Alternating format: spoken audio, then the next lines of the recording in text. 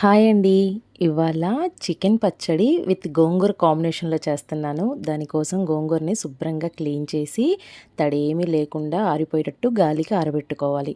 ఇప్పుడు ఒక ప్యాన్ పెట్టుకొని ఇందులో 2 స్పూన్ల జీలకర్ర, 1 స్పూన్ ఆవాలు, పావు స్పూన్ మెంతులు, 4 చెక్క ముక్కలు, 20 లవంగాలు, అదేవిధంగా ఒక 50 గ్రాములు ధనియాలు ఇవన్నీ వేసేసి లో ఫ్లేమ్లో పెట్టుకొని దోరగా మంచి సువాసన వచ్చే వరకు ఆవాలు చిటపటామనే వరకు చక్కగా వేయించుకోవాలి.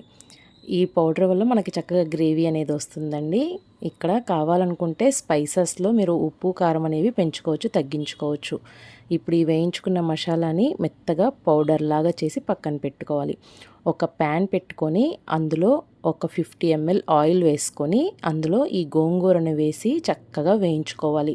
గోంగూరలో తడి అనేది ఉండకూడదండి. పూర్తిగా చక్కగా ఎండిపోయే వరకు చక్కగా ఎండబెట్టుకోండి, గాలికి ఆరబెట్టుకోండి. ఈ విధంగా తిప్పుకుంటే ఉంటే అది చక్కగా వేగిపోతుంది. మీరు కావాలి అనుకుంటే ఇది వేగిన తర్వాత పప్పు గుత్తితో మెదుపుకున్నా పర్వాలేదు, లేదంటే మిక్సీ పట్టుకున్నా ఓకే. ఇప్పుడు కేజీ చికెన్ తీసుకున్నానండి. ఈ చికెన్లో ఒక హాఫ్ స్పూన్ పసుపు, 1 స్పూన్ ఉప్పు వేసి చక్కగా కలిపేసుకొని ఇప్పుడు ఈ చికెన్ని మనం వేయించుకోవాలన్నమాట. గోంగూర కూడా చక్కగా వేగిపోయింది కదా. ఇప్పుడు మనం దీన్ని పక్కన పెట్టేసుకొని ఒక ప్యాన్ పెట్టుకొని అందులో చికెన్ కూడా వేయించేసుకుందాం. ఒక ప్యాన్ పెట్టుకొని ఇక్కడైతే ఒక 1/2 లీటర్ ఆయిల్ వేసుకున్నాను. 1/2 లీటర్ ఆయిల్ వేసుకొని ఇందులో ఈ చికెన్ని వేసి చక్కగా వేయించుకోవాలండి. మీరు కావాలనుకుంటే 2-3 బ్యాచెస్ లాగా వేయించుకోవచ్చు. నేనైతే ఒక్కసారిగా వేసేసి మరీ హై ఫ్లేమ్ కాకుండా కొంచెం లో ఫ్లేమ్లో పెట్టుకుంటూ తిప్పుకుంటూ ఉంటే చక్కగా వేగిపోతుంది. నేను ఎక్కువ మొత్తం వేశాను కాబట్టి టైం కొంచెం ఎక్కువ తీసుకుంటుంది. మీరు కొంచెంగా వేసుకుంటే తొందరగా అయిపోతుంది. ఇప్పుడు ఇందులో ఒక 100 గ్రాములు అల్లం వెల్లుల్లిపాయ పేస్ట్ కూడా వేసి వేయించాలి. ఈ అల్లం వెల్లుల్లిపాయ పేస్ట్ వేసిన తర్వాత మాడిపోయే ఛాన్స్ ఉంటుందండి, అడుగంటిపోతూ ఉంటుంది. అందుకని చెప్పేసి దీన్ని దగ్గరుండి మనం తిప్పుకుంటూనే ఉండాలన్నమాట. ఈ విధంగా తిప్పుకుంటూ ముక్క కలర్ అనేది గోల్డెన్ బ్రౌన్ వచ్చే వరకు వేయించుకోవాలి. నాకు మినిమం కనీసం ఒక అరగంటన్నా పట్టిందండి. చూసారు కదా, కలర్ అనేది ముక్క చక్కగా గోల్డెన్ కలర్ వచ్చే వరకు ఈ విధంగా వేయించుకున్నాను.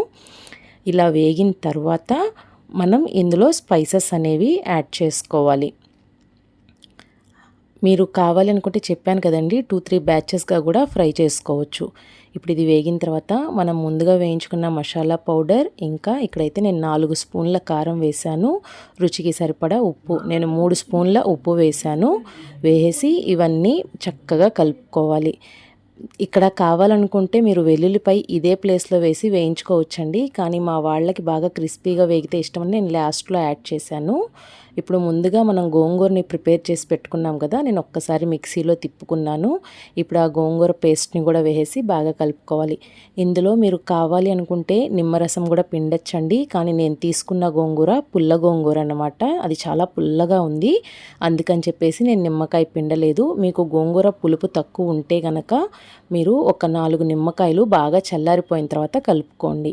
నేను పక్కన ప్యాన్ పెట్టేసి ఒక 100 ml ఆయిల్ వేశానండి. అందులో ఒక 100 గ్రాములు వెల్లుల్లిపాయలు చక్కగా పీల్ తీసేసి కచ్చాపచ్చాగా దంచేసి ఈ విధంగా వేయించుకుంటున్నాను. ఈ విధంగా మా ఇంట్లో అట్లా చక్కగా క్రిస్పీగా వేయించిన వెల్లుల్లిపాయని తినడానికి బాగా ఇష్టపడతారు. అందుకని చెప్పేసి ఈ విధంగా వేయించేసి నేను లాస్ట్లో కలిపాను. మీరు కావాలనుకుంటే ఈ ప్లేస్లో కొంచెం ఆయిల్ కావాలి అనుకున్నా యాడ్ చేసుకోవచ్చు. 1/2 కిలో ఆయిల్ అయితే చక్కగా, ఎందుకంటే గోంగూర వేసాం కాబట్టి ఎక్కువ ఆయిల్ పడుతుందండి. రైస్లోకి సూపర్గా ఉంటుంది. తప్పకుండా ట్రై చేయండి. Thanks for watching.